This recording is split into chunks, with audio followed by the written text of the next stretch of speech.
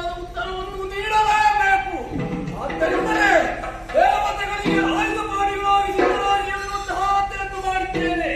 ದೇವೇಂದ್ರನಂತಹ ನಾನು ವೈರಾಮತವನ್ನು ಮಾಡಿದ್ದೇನೆ. ವಜ್ರವನ್ನು ಹಿಡಿದಿದ್ದೇನೆ.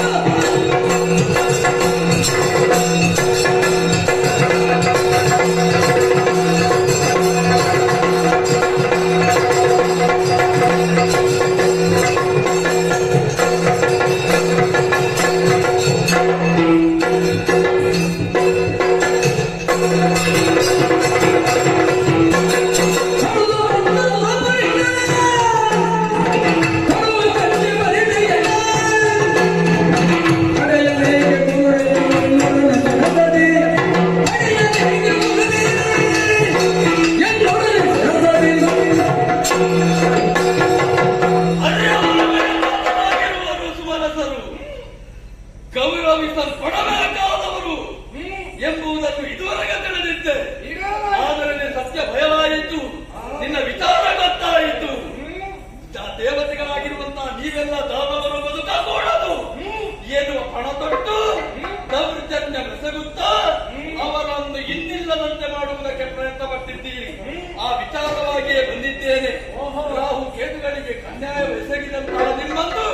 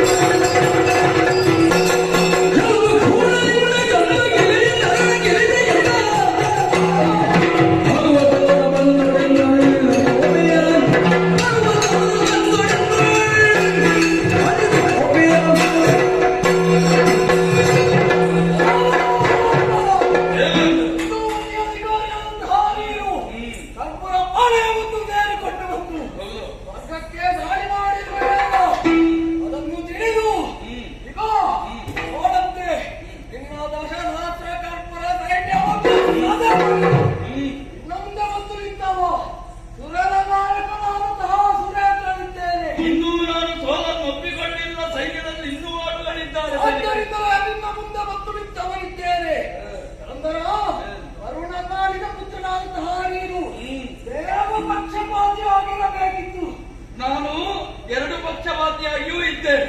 ಯಾರಿಗೂ ಅನ್ಯಾಯ ಆಗಕೂಡದು. ನಿಮ್ಮಿಂದಲಾಗಿ ಅಸುರರಿಗೆ ಅನ್ಯಾಯ ಆಗಿದೆ, ಇದನ್ನು ಕೇಳಿ ಸಹಿಸಿಕೊಳ್ಳುವವನಲ್ಲ. ಸಮುದ್ರ ಮಥನದ ಕಾಲದಲ್ಲಿ ಸಿಕ್ಕಿದಂತಹ ವಸ್ತುಗಳಲ್ಲಿ ಪಾಲುದಾರರು ಅವರು ಕೂಡ ಯಾಕೆ ಕೊಡಲಿಲ್ಲ? ಹಾಗಾದ್ರೆ ನಿಮ್ಮದು ತಪ್ಪಾಡಿಕೆ ಅನ್ಯಾಯವಾಗಿದೆ. ಹೋಗಿ ಹೋಗಿ ಆ ಮಂದಮತಿಗಳ, ಆ ದುರ್ಮತಿಗಳ, ಆ ಹೆಂಡ ಕುಡಿಯುವವರ ಅಮೇತ್ಯ ತಿನ್ನುವಂತಹ ಅಲ್ಲ, ಹೆಂಡ ಕುಡಿಯೋರು ಅಂತ ಹೇಳಬೇಡ. ನೀನು ಹೆಂಡ ಕುಡಿದಿದ್ದಿ, ಅದು ಹೌದು. ಮತ್ತೆಂತ ಬೀಳುವವರು ಅವರು. ನೀನು ಬೀಳಿಲ್ಲ, ನೀನು ಮುಟ್ಟುವಲ್ಲಿಗೆ ಮುಟ್ಟಿ ಅದನ್ನು ನನ್ನನ್ನು ಬೀಳಿಸಿದ್ದು ಅವರು. ಅದು ಮತ್ತೆ ಕೊಡ್ತಾ ನಾನು ಕುಡಿದರೂ ಕೂಡ ನನ್ನ ನಿಯಂತ್ರಣದಲ್ಲಿ ಎಲ್ಲರೂ ಹಾಗೆ ಹೇಳುದು. ನಿಯಂತ್ರಣ ತಪ್ಪಿ ಬಿಟ್ಟವರು ಅದಿರಲಿ ಬಿಡು. ಹೋಗಿ ಹೋಗಿ ಆ ದೂರ್ತರ ಮಾತುಗಳು ಮಾಡಿ ಅವರ ವಿಚಾರ ಬಿಡು. ಅವರ ವಿಷಯ ನಾನು ಮಾತಾಡುವುದೇ ಆಗಲಿ. ಅವರು ನೀನು ಮಾಡಿದ್ದು ಸರಿಯಾ? ನಾವು ಮಾಡಿದ್ದು ಸರಿಯೇ. ಪರರ ಸಂಪತ್ತನ್ನು ಬಯಸಿ ನಾನು ಸಂಪಾದಿಸಿದಂತಹ ಸಂಪಾದನೆ ಮಾಡಿ ದೇವರನ್ನು ಹೋಲಿಸಿಕೊಂಡು ಸಮುದ್ರ ಮಥನದ ವಿಷಯ ಹೇಳಿ. ಸಮುದ್ರ ಮಥನದಲ್ಲಿ ಸಿಕ್ಕಿದಂತಹ ನಿಮ್ಮ ಒಪ್ಪಂದ ಹೇಗೆ? ಹರಿನಿರೂಪಣೆ ಹೇಗೆ? ಹೌದು. 33 ಕೋಟಿ ದೇವತೆಗಳು, 66 ಕೋಟಿ ಜನ ರಾಕ್ಷಸರು ಮತ್ತಿಸಿದಾಗ ಸಿಕ್ಕಿದಂತಹ ವಸ್ತುಗಳಲ್ಲಿ ಬರೀ ಪಾಲು ಸರಿ ಅಲ್ಲೂ ಕೊಟ್ಟಿದ್ದೀರ. ಅನ್ಯಾಯ ಅಲ್ವೋ? ಹರಿಯು ಮೋಹಿನಿಯಾಗಿ ಬಂದಂತಹ ಕಾಲಕ್ಕೆ ಹರಿಯ ವಿಚಾರ ಬಿಡೋಣ. ನೀವು ಹರಿಯ ವಿಚಾರ ಬೇಕು, ಅದು ಬಿಡುವುದಕ್ಕೆ ಹೇಗೆ ಬೇಕು? ಆ ಹರಿಯು ಮೋಹಿನಿಯಾಗಿ ಬಂದು ಅಮೃತ ನಾನೀಗ ತೆಗೆಸಿಕೊಳ್ಳುವುದಕ್ಕೆ ಬಂದಿದ್ದೇನೆ.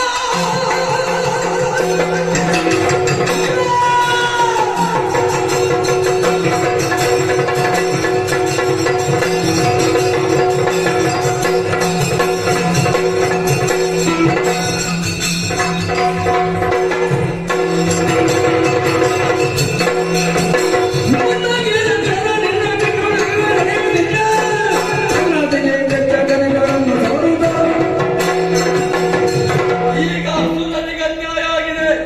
ಇಲ್ಲಿರುವಂತಹ ಸುವಸ್ತುಗಳು ಅವರಿಗೆ ಸಿಕ್ಕಬೇಕಾದನ್ನು ತೆಗೆಸಿಕೊಡುವುದಕ್ಕಾಗಿ ನಾನು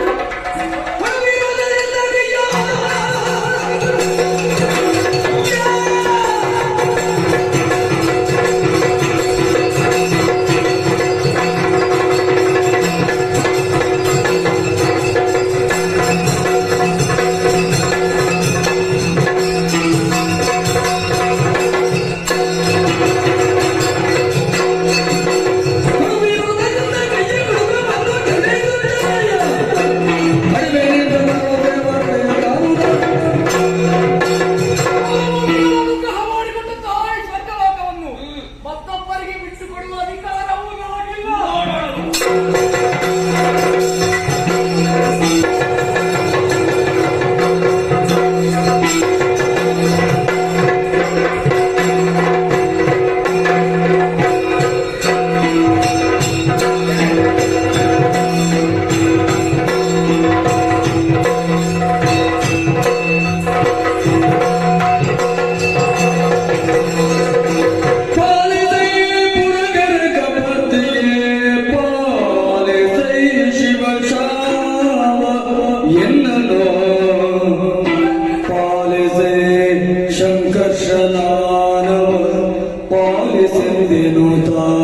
ಕಾಲಿಗೆ ರಘುದ ಪೊರಳ್ವ ನಿರ್ಜರ ಜಾಲವೆಲ್ಲವ ಸಂತೈಸೆ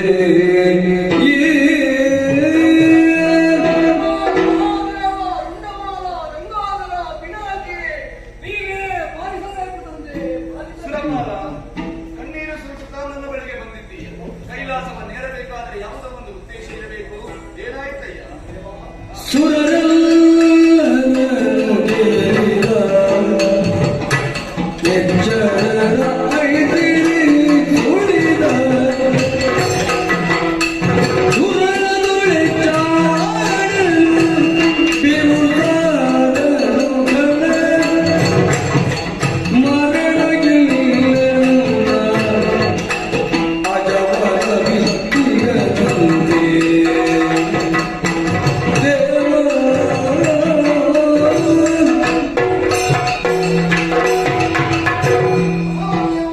ಸುರನಾಥ, ಹಾಗೆ ಒದಗಿ ಬಂದಂತಹ ಕಷ್ಟವನ್ನು ಕೇಳುವಂತಹ ಕೃಪೆಯವರು ಬೇಕು ಸ್ವಾಮಿ. ಹೇಳಯ್ಯ.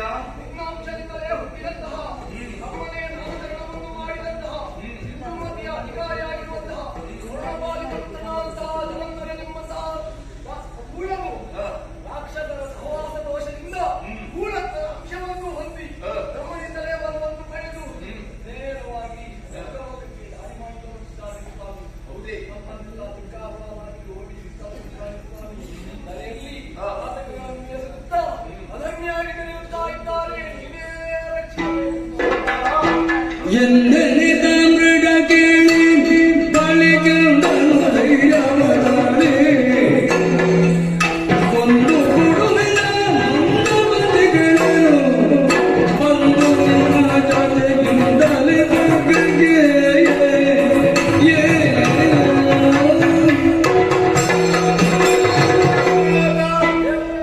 ನಿನ್ನಿಂದ ದೇವಲೋಕದ ಪೀಠವಿರುವುದು ಕೈತಪ್ಪಿ ಹೋಗಿದೆ. ಲೋಕದ ಕ್ಷೇಮವೆನ್ನುವುದು ತಪ್ಪಿದೆ. ಇದಕ್ಕೆ ಕಾರಣನಾದ ಜಲಂಧರ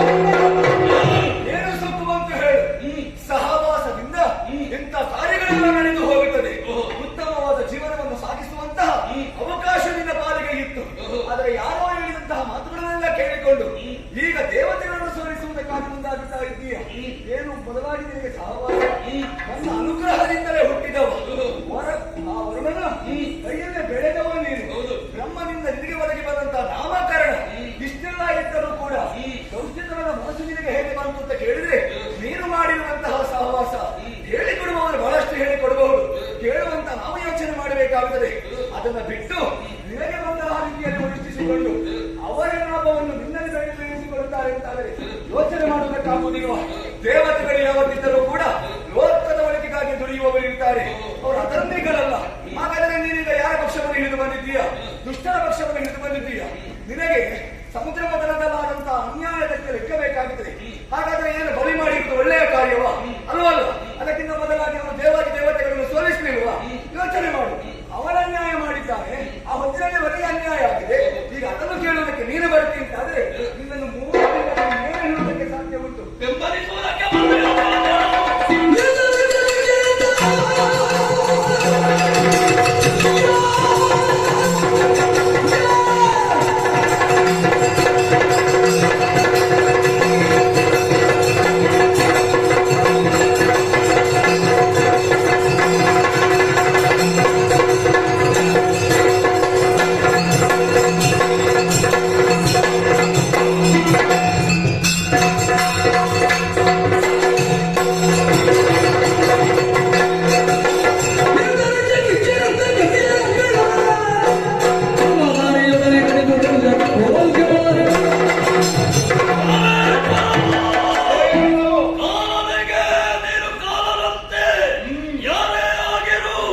ದೇವತೆಗಳ ಪಕ್ಷವನ್ನು ವಹಿಸಿ ಬಂದರೆ ಲಕ್ಷ್ಯ ನನಗೆ ಇರಲ್ಲ, ನಿನ್ನನ್ನು ಎದುರಿಸಿ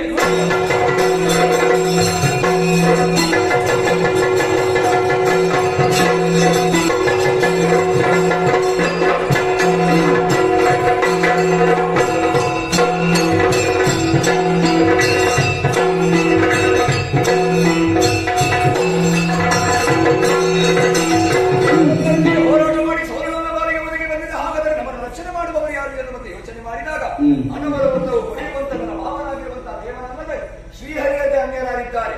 ಅವನ ಮೊರೆ ಹೋಗುತ್ತೇನೆ. ಜಯ ಜಯ ಜಗನ್ನಾಥ, ಜಯ ಮನ್ಮಥ ಜಾತ, ಜಯ ದಿತಿಜ ಕುಲಕಾಲ, ಜಯ ಭಕ್ತ ಜನ ಪರಿಪಾಲ, ಜಯ ಜಯ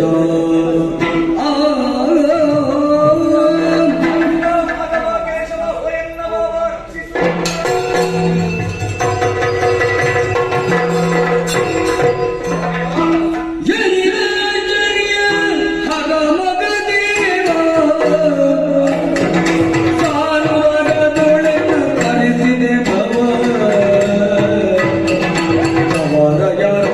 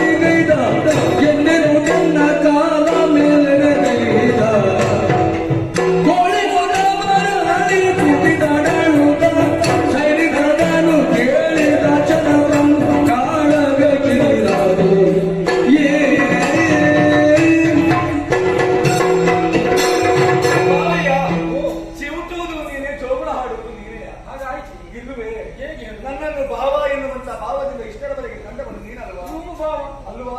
ಅಪ್ಪಿಕೊಂಡು ನನ್ನಲ್ಲಿ ಯಾವತ್ತೂ ಒಂದು ಕರುಣೆಯ ದೃಷ್ಟಿಯನ್ನು ನೀನು ಕಾಣಬಹುದು. ನಮ್ಮೊಳಗೆ ಪರಸ್ಪರ ತಾನೇ ಇಲ್ಲ. ಭೇದ ಭಾವ ಉಂಟಾ? ಏನಿಲ್ವೇ? ನಿನಗೆ ಹೊಸ ಭಾವ ಹರಿಹರೊಳಗೆ ಭೇದ ಇಲ್ಲ, ಹೊಸ ಭಾವ ಇಲ್ಲ. ಇಲ್ಲ, ಬಂದಿದ್ದಾನೆ. ಹೊಸ ಭಾವ ನಿನಗೆ ಬಂದರೆ ನಾನು ಕೇಳ್ತೀನಿ. ಅದು ನನಗೆ ಆಗ ಅನಿಸ್ತಾ ಉಂಟು. ಯಾವುದು ಭಾವ? ಈಗ ಯಾರ ಒಂದು- ಭಾವ? ಯಾರ ಭಾವ? ಕೇಳಿ. ಹೊಸ ಭಾವನೆ ಹುಡುಕಿಕೊಂಡು ಬಂದಿದ್ದೀ ಅಂತ ಹೇಳುವುದಕ್ಕೆ ಹೌದಾ? ಜಲಂಧರ ನಾಮಕನು ಅದಂತರ ಅದೇ ಮನೆ ಬಿಟ್ಟು 2 ದಿವಸ ಆಯ್ತು. ಅಂದ್ರೆ ಅವನ ಮನೆ ನಿಂತು ನಿಂತಾಯ್ತು ನೀವು. ಇದು ವೈಕುಂಠ ಹಾಗಾಯ್ತು, ಹಾಗಾಯ್ತು. ಹೌದು. ಯಾರ ಮನೆಯಲ್ಲಿ ಹೋಗಿ ಕುಳಿತುಕೊಳ್ಳಬೇಕು ಅಂತ ಯೋಚನೆ ಮಾಡುವುದಕ್ಕಾಗುವುದಿಲ್ಲ. ಏನಾಯ್ತು? ಲೋಕಕಂಟಕನಾಗಿದ್ದಾನೆ, ದೇವಾದಿ ದೇವತೆಗಳಿಗೆ ಸಂಕಷ್ಟ ಒದಗಿಸಿಕೊಡುತ್ತಾ ಇದ್ದಾನೆ. ನಿನಗೆ ಚಿಂತೆಯಾಗಿದೆ, ಅವನಲ್ಲಿ ಒಂದು 2 ದಿವಸ ಆಯ್ತು ಅಂತ ನೀನು ಚಿಂತೆ ಮಾಡಿ. ಹೌದಪ್ಪ, ಹೋಗುವ ಯಾಕೆ ಬರ್ಲಿಲ್ವಪ್ಪ ಎನ್ನುವುದು ನಿನ್ನ ಕರೆ ಕೇಳಿ. ಹಾಗೆ ನಾನು ಇಲ್ಲಿಗೆ ಬಂದೆ. ನೀನು ಭಾವನ ಸುದ್ದಿ ಮಾತನಾಡ್ತಿ. ನಿನ್ನ ಭಾವ ಈಗ ಎಂತದ? ನನ್ನ ಭಾವ ಬದಲಾಗುವುದಕ್ಕೆ ಕಾರಣ ಉಂಟು. ನಿನಗೆ ತಿಳಿಯುವ ವಿಚಾರ ಏನೂ ಅಲ್ಲ. ನನ್ನ ಬಾಯಿಂದಲೇ ಕೇಳಬೇಕೆನ್ನುವಂತ ಬಯಕೆಯನ್ನು ವ್ಯಕ್ತಪಡಿಸುತ್ತಾಯಿತು. ಹೇಳುತ್ತೇನೆ ಕೇಳು. ನೀನು ಯಾರ ಮನೆಯಲ್ಲಿ ಇದ್ದೀಯೋ ಆ ಜಲಂಧರನಿ ಈಗ ಅಲ್ಲಿ ಇಲ್ಲ. 2 ದಿವಸದಿಂದ ಎಲ್ಲೇ ಬಂದಿದ್ದಾರೆ. ಯಾವ ಕಡೆ? ದೇವಲೋಕವನ್ನು ಸೇರಿಕೊಂಡಿದ್ದಾರೆ. ದೇವಾದಿ ದೇವತೆಗಳಿಂದ ಸೋಲಿಸಿದ್ದಾನೆ. ಅಷ್ಟೇ ಅಲ್ಲ, ಅವರೆಲ್ಲ ದೇವಲೋಕವನ್ನು ಬಿಟ್ಟಾಗಿದೆ. ಅವರ ದೇವೇಂದ್ರ ಬಂದು ನನ್ನಲ್ಲಿ ದೂರಿದ್ದ. ರಕ್ಷಿಸಬೇಕು ದೇವರು. ದೇವರು ಹೋದ್ರೆ ಮತ್ತೆ ಉಂಟಾ? ಉಂಟಾ? ಏನು ದೇವರು ಉಂಟಾ ಅಂತ ಆಗಿ ಹೋಗಿದೆ ಈಗ. ದೇವರು ಉಂಟಲ್ಲ. ಹೌದು. ಜ್ಞಾನಾನಂದದಿಂದ ಇತ್ತ ಬಳಿ ನಿನ್ನ ಪ್ರಾರ್ಥನೆಗಾಗಿ ಬಂದಿದ್ದೇನೆ ನೋಡು. ಕೈ ಸೋತಿಯನ್ನು ಹಾಗಾದ್ರೆ ಯಾಕೆ ಯಾಕೆ ಏನು ಬರ್ತಿ ಎನ್ನುವುದು ಅರಿವಾಗುತ್ತಾ ಇಲ್ಲ. ಸಾಂಬ ಶಿವ ಲಾಲಿಸಾದರೆ ಸಂಪದಿ ಒಂದಳು ಕಾಣಗ ತೊಳಿದಾಗ ಮದಿಪನು ಸೋಲದಿರುವೆ ಕಾರಣ ಬೇಡಲಿಗೆನು ಅಜಂಬರ ಬಲದಿಂದ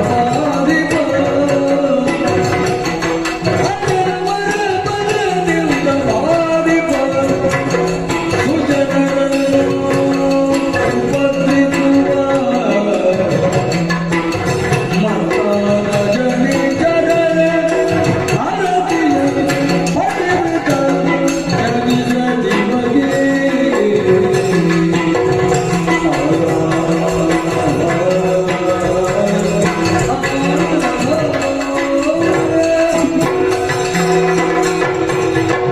ಸಾಂಬ ಶಿವ ಭಾವ.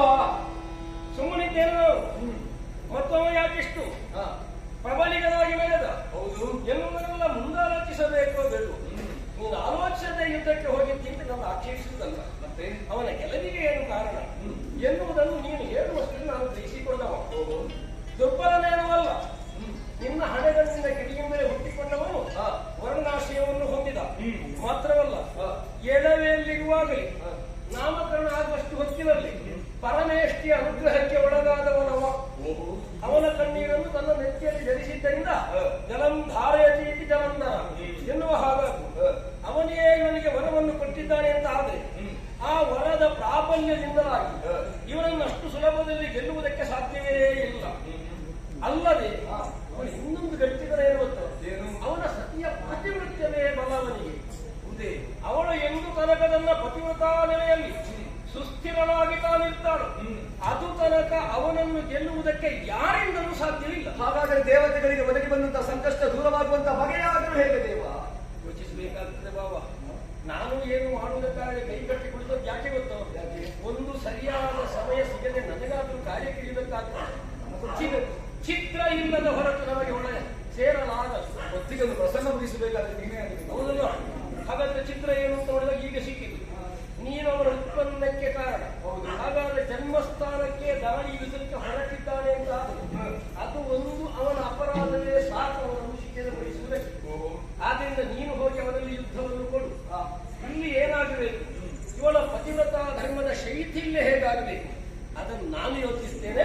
ಕೆಲವು ಲೋಕಕ್ಕಾಗ್ತದೆ, ನಿನಗೆ ಖಂಡಿತವಾಗಿ ಆಗ್ತದೆ. ಹೌದಾ? ಹೌದಾ? ಕಪಟ ನಾಟಕದ ಸೂತ್ರಧಾರಿ ದೇವನಿ ನೀನು ಆಟ ಪ್ರಾರಂಭಿಸಿದೆ ಅಂತ ಆದರೆ ಆಮೇಲೆ ನಾವು ನೋಡುವುದಷ್ಟೇ. ನೀನು ಪೋಷಕನಾದ್ರೆ ಸಾಕು. ಹೌದಾ ಭಾವ? ಚಿಂತೆ ಬೇಡ. ಕಳಲ ಅತಿಕ್ರಮಕ್ಕೆ ಬೇಕಾದ ಶಿಕ್ಷೆಯಾಗಬೇಕು ಅಂತಾದ್ರೆ ಹೇಗೆ?